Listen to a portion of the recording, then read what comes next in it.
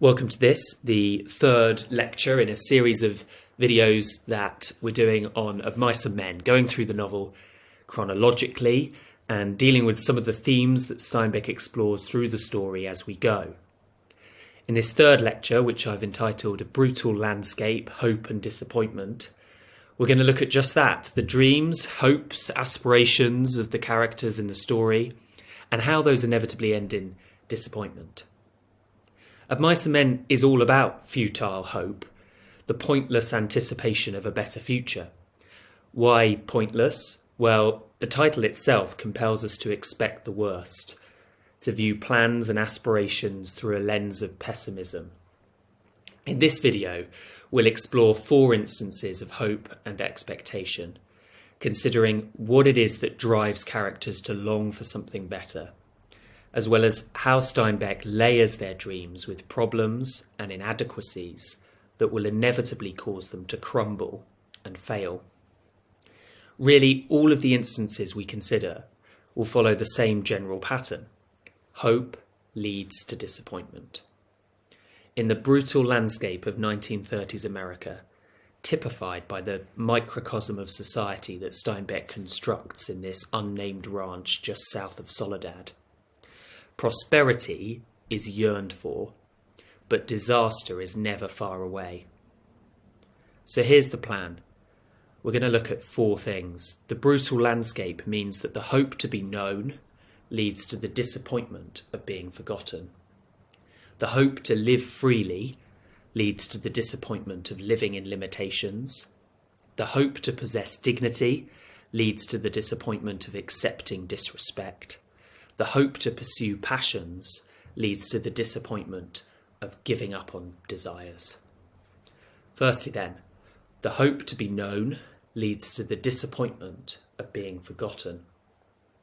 And Steinbeck uses his characters in this novel to illustrate different aspirations to be known. Firstly, Wit and the magazine. Notice how Wit is almost ecstatic in his enthusiasm for Bill's published letter. Wit closed the magazine impressively. Wit cried. Wit did not surrender his hold on it. He wants to keep hold of this precious symbol of success and achievement. And when he's speaking to Slim about the reading of the magazine and the idea of writing a letter in, he speaks about Bill, this guy that he knew for only a couple of months, as though they are one, Bill and me, both of us. He feels attached to some sort of sign of achievement and accomplishment. But there is a stark reminder, even in Wit's enthusiasm, that Bill Tenner is forgotten. A brief mention in the magazine isn't a substitute for genuine relationships with people. Look at how Slim responds to Wit's exclamation of joy. Slim thought, "Little guy? Guess you're right," said Slim. There's a kind of skepticism here, a sort of, well, yeah, maybe he is the guy who was here once. It's not a kind of certainty in, oh yeah, we really knew him. Slim's not on board with Wit's joy. And it's interesting that actually Bill was just another nomadic worker who came through the ranch once in Slim's eyes. But Wit latches onto any sign, any hope that he would be known or acknowledged by the world at large. Secondly, and it's an example of Wit doing a similar thing with Curly's newspaper clippings, Wit again references the media as a sign of a person's accomplishments. It's as if this is the mark of great success, to be known in this way. Got in the finals for the Golden Gloves, he got newspaper clippings about it. But Curly ends up with his hands crushed. It's kind of ironic, isn't it, that he was in the final for the Golden Gloves. Maybe this is a symbol of the temporary nature of fame, a fleeting moment in the limelight before reality hits. Remember, of course, that Candy has a stump of a hand as well. The environment in which they exist, sort of advanced machinery with agriculture, dangerous place to be. The idea of kind of always being a boxer at the height of your the game and sort of physically capable is just not a reality that can continue into the future. Remember when Lennie crushes Curly's hand? The next minute, Curly was flopping like a fish on a line, and his closed fist was lost in Lennie's big hand. Even Curly's perceived accomplishments end in failure, with his ability to box stripped away from him by Lennie's hand. Thirdly, Curly's wife seeking attention. She desperately craves the attention of others. She's ostracised by the men, insulted behind her back, and if we read her character sympathetically, she simply wants to be known as a human being. Look at this. She asks of Lennie, Candy and Crooks, "Think I don't like to talk to somebody every once in a while? Think I like to stick in that house all the time?"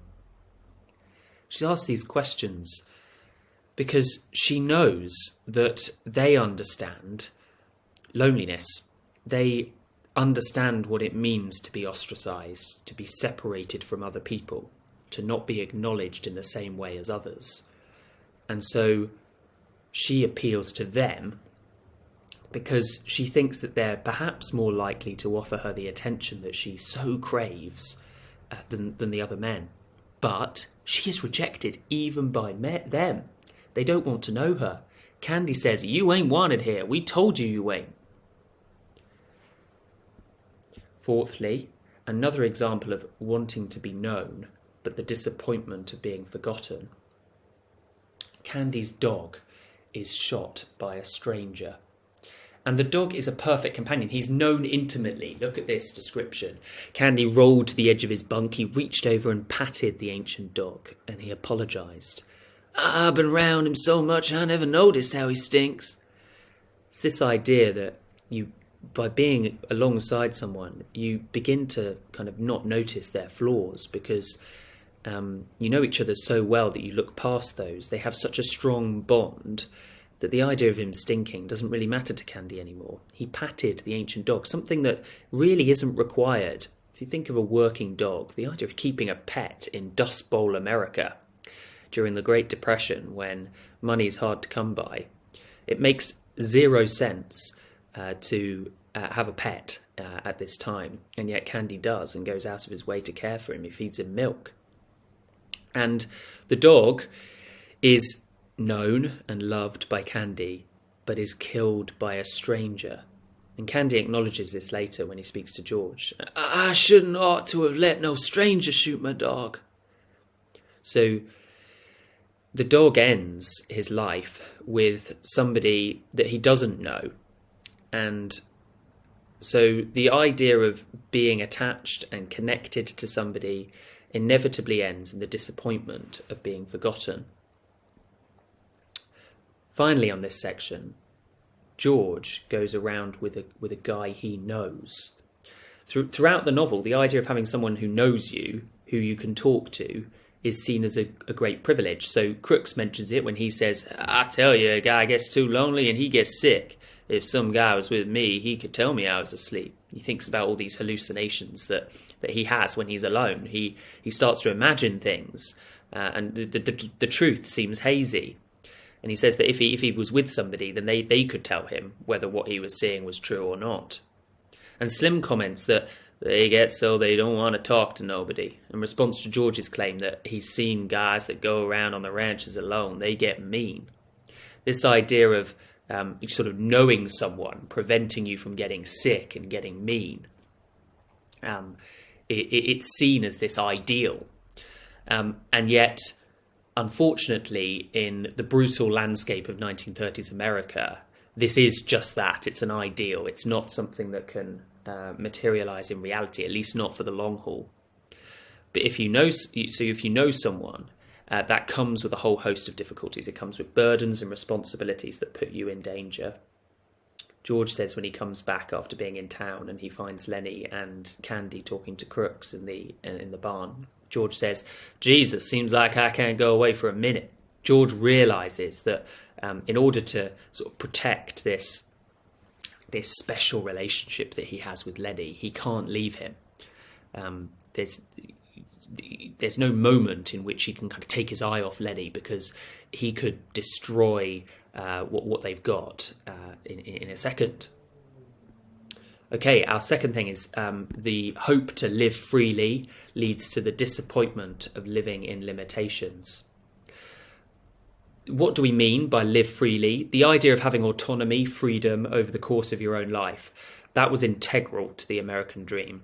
And it comes with property ownership, a secure income, a stable family. Without those things, genuine freedom to live how you want to live was impossible. So first, let's think about an example of somebody who doesn't live freely, but desires to live freely. So Curly's wife and the house. She's continually terrified that her husband will discover her outside the house. It seems she's been confined there in an effort to keep her hidden away. Candy says, wife lives over in the boss's house. She even wears a cotton house dress, so her attire is a symbol of her confinement. These are dresses that housewives wore, people who were expected to remain in the house and do all of the kind of typical things that a housewife would do.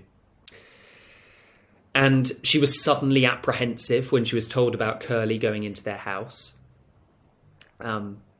So she sort of recognises that that's the place that she needs to be, that Curly's going to be disappointed with her, not just disappointment, potentially violence, if she is discovered to be away from her domain, or what's perceived as her domain. But not only is she kept there by Curly, she's also kept there by others. So when she musters the confidence to approach the weak ones, as she calls them, when the other men have left to go to town, she's rejected. So the limitations that Curly's placed on her freedom are affirmed by Candy and Crooks. Crooks says, maybe you better go along to your own house now, your own house. Steinbeck deliberately includes the modifier when Curly's wife's going off on a rant about not wanting to be confined to the house. He includes the modifier 2x4 to describe the house. And it's a way of emphasising its size, the restrictive nature of the building. That's where she's kept. And so while she wants to kind of go out and about and talk to the other men, she wants to live freely. Unfortunately, she's met with the disappointment of living within those limitations. Secondly, Crooks and the barn. Crooks is segregated from the other ranch hands, and this isn't a legal imposition at the time in California. During the 1930s, some of the most racist states didn't enforce what were known as the Jim Crow laws, because white supremacy was so embedded in the collective psyche. It was so socially acceptable that people simply behaved in that way without laws telling them to do this or that. As such, his space, he has his own space, but this is one part of a very complex picture. So it's said that he kept his distance and demanded that other people keep theirs, as if he's kind of, he recognises that he's going to be segregated and kept apart. And so he puts up this barrier to sort of protect himself. That if he demands that other people stay away from him, well, he won't be rejected by them. And so it's maybe a kind of defence mechanism that he puts in place. And Crooks kind of reiterates this when he says to Lennie when he approaches his house, I ain't wanted in the bunkhouse and you ain't wanted in my room. This idea of actually it being a reciprocal thing, a reciprocal rejection, that the white people don't want to be near him and he doesn't want to be near the white people. But he is also unhappy, and there are signs of that as he rants to Lennie about his situation. Because I'm black. They play cards in there, but I can't play because I'm black. So there is a kind of a resentment there that he's not included in the activities of the other men. And Candy says, it must be nice to have a room all to yourself this way. So Candy kind of supposes that Crooks likes to live by himself, to kind of have that freedom to his own domain. But Crooks' sarcastic reply is, sure, an apartment, your pile under the window. So it's not a choice that he's making. He's kind of left and marginalised, ostracised to this area that is completely unattractive. He's with the animals. But there is a glimpse of freedom when he hears about the dream. And he says he hesitated. If you guys would want a hand to work for nothing, just as key. And so he latches on to this this idea, for all his scepticism, he gets a glimpse of a time where he could belong, where he could live freely in a place where he's not kind of kept apart from the rest of the people. It is structurally significant, of course, that at the moment that Crooks begins to feel hope for a better future, Curly's wife, she is the embodiment of Crooks' hopelessness, if you like. She turns up. She possesses the power to quash his dreams and leave him forever disappointed. So she sort of threats of lynching and accusations, they leave Crooks reduced to nothing. So he might have kind of built himself up with this hope and expectation that he could live a free life. At the beginning as well, we'll look at this a little bit later, he knows his rights and he has pride in who he is, and he knows what he deserves, and yet she has the ability to kind of snap her fingers and then he's reduced to nothing.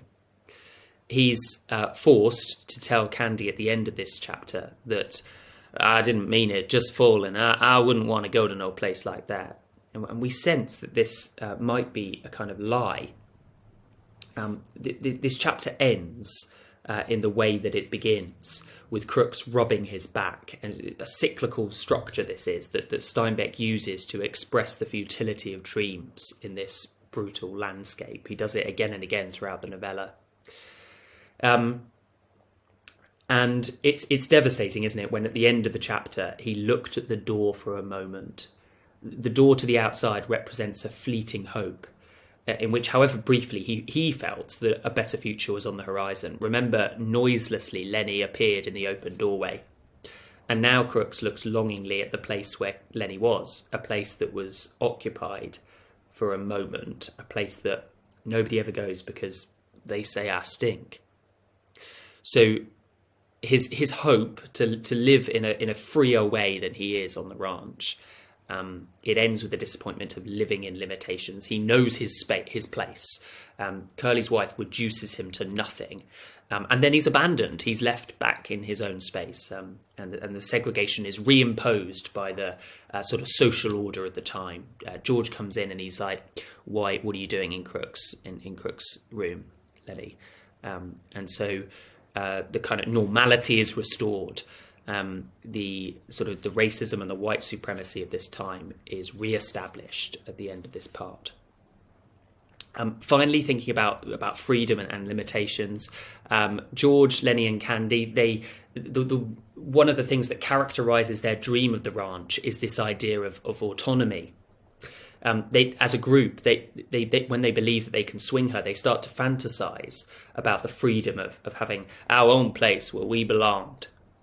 The repetition of own is important.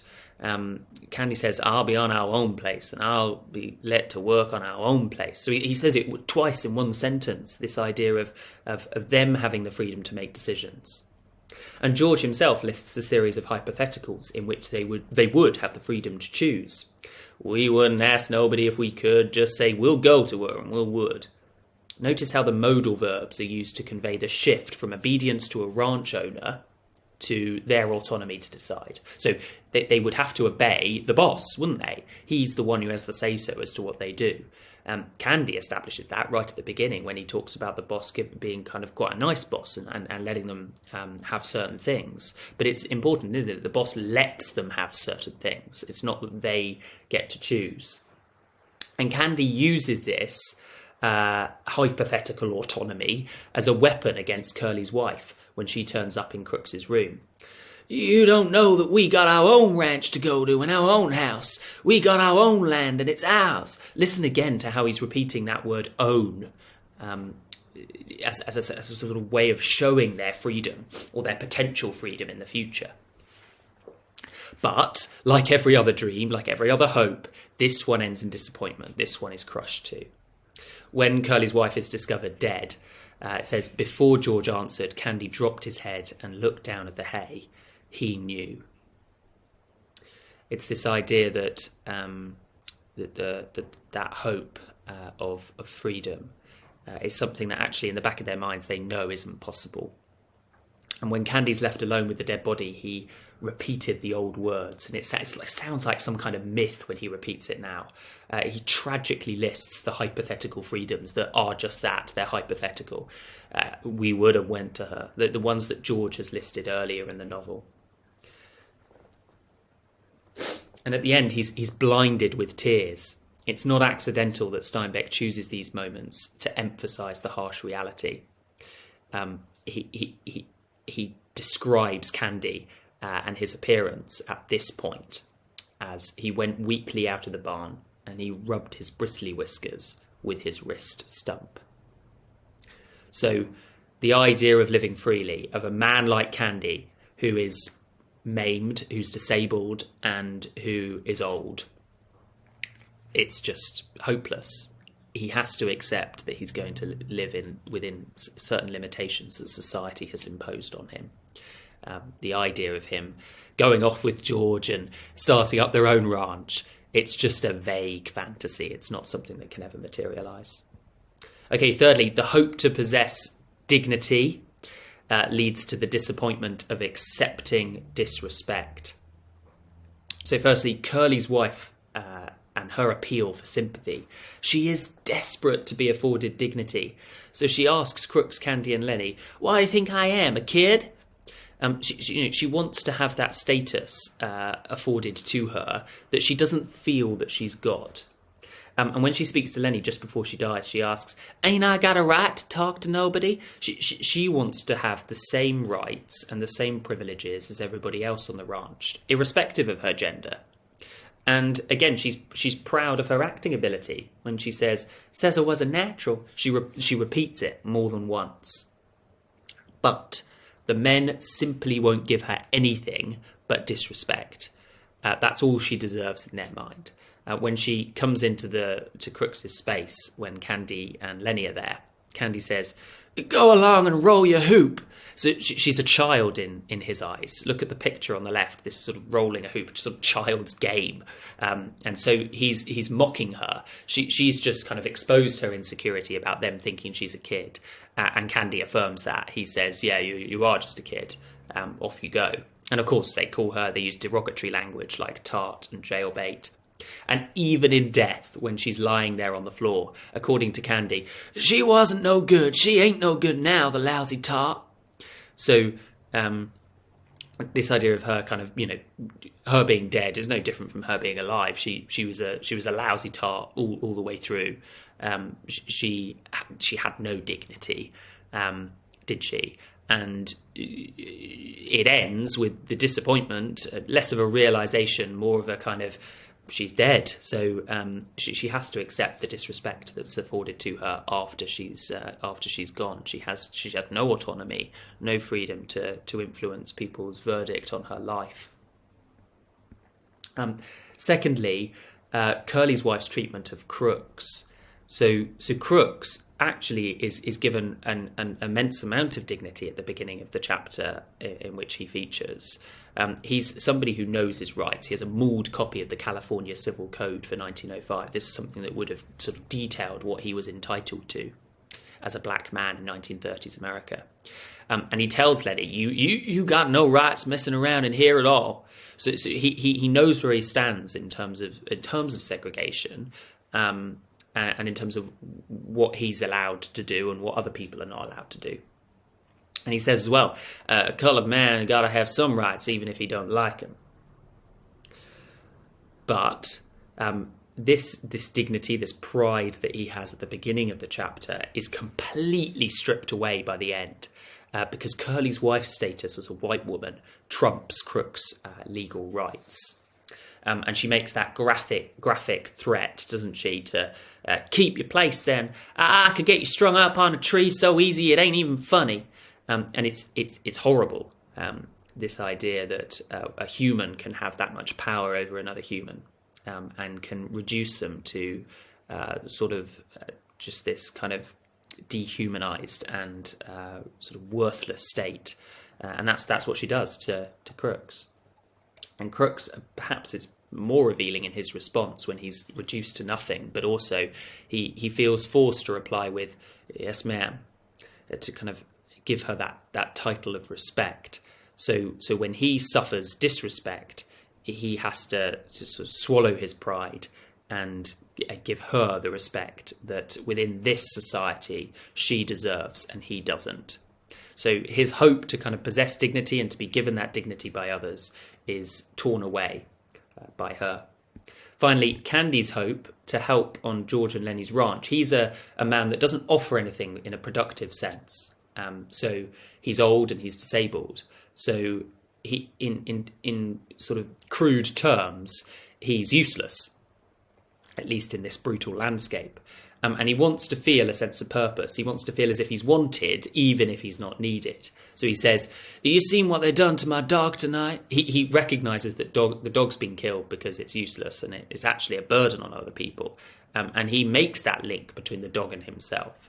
He realises that somebody won't shoot him, but they'll just kind of leave him to sort of suffer. And he won't be kind of given the dignity that we would give old people nowadays. We don't let them just sort of mould and decay in a corner. We give them a sense of purpose. And he knows he's at their mercy, but thinks that George and Lennie can give him the dignity he desires when he hears about this dream. "Maybe if I give you guys my money, you'll let me hoe in the garden even after I ain't no good at it." So he thinks that he has sort of something to offer them. If he can give them a sort of financial boost, then they might let him come along with them on their dream. But he's disrespected instead. So at the end, when they go off to hunt for Lennie, is this a marker of Candy's fate that he has to stay with Curly's wife while the rest of us had better get going? They recognise that he's not part of the rest of them.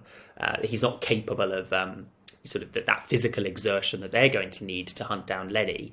Well, Candy has to stay behind. So he kind of has to accept that disrespect at the end. Okay.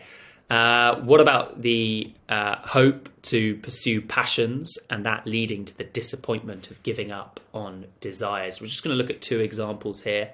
And firstly, we're going to look at Curly's wife and the pictures. She had dreams and she feels that these were grounded in real ability and passion. So notice how certain she is in this defensive outburst.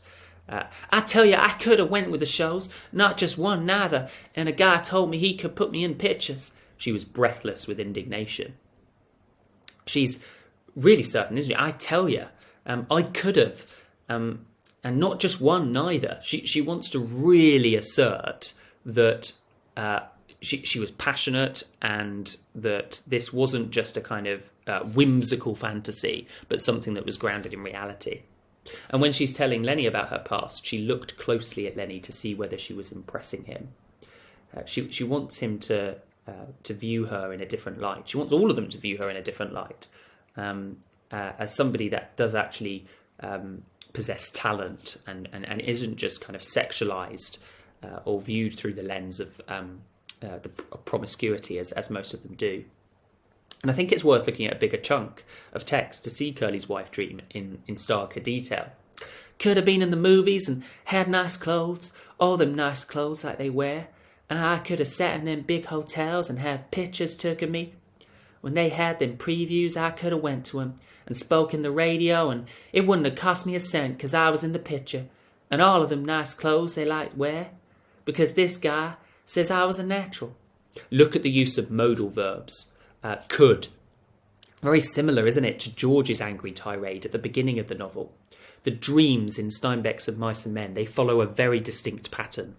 They're lists of hypotheticals that never materialise in reality. And this is a narrative that works effectively as a fantasy because of its repetitive nature. She repeats like a mantra that compliment that this guy paid her, that she's a natural. And it's much like the refrain in George and Lennie's dream, "Not us." But of course, this memory, if it is even real, exists only in her imagination now. Is there a kind of acknowledgement of her failure, even in the retelling of the story? "If I went, I wouldn't be living like this, you bet." And ultimately, her passions and desires are killed along with her body, which flopped like a fish. And it's a similar description, isn't it, to Curly's hand when Lennie crushes it. His boxing is impossible without his hand, and that fish simile is used there. Her acting is impossible without her life. Secondly, Lennie's passion obviously is the rabbits. For George, the dream might consist of a complex collection of rights and liberties that he desires, but for Lennie it's much simpler. I remember about the rabbits, George, he says. Lennie mentions rabbits 39 times in the novel. In every conversation, he seems to bring the topic back to rabbits. He's fixated on them, isn't he? To the point that when he does something wrong, he realises the consequence is the end of the rabbits. At the end, he imagines a huge rabbit rebuking him for his mistakes. The rabbit repeated softly over and over, "He ain't gonna leave you, you crazy bastard." And but the imagined Aunt Clara and the imagined rabbit, they point us towards a different focus in Lennie's dream, George.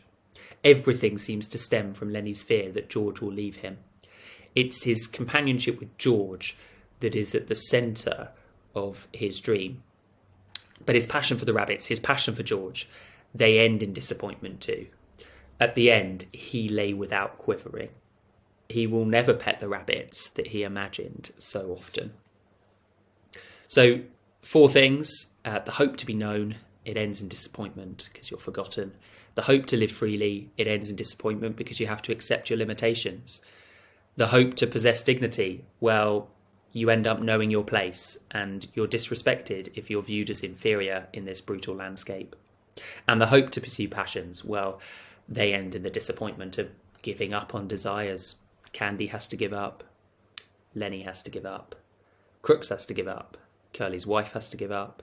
George has to give up. Although maybe not. Maybe George doesn't have to give up. Try to search for some optimism in this novel, even amidst all this pessimism.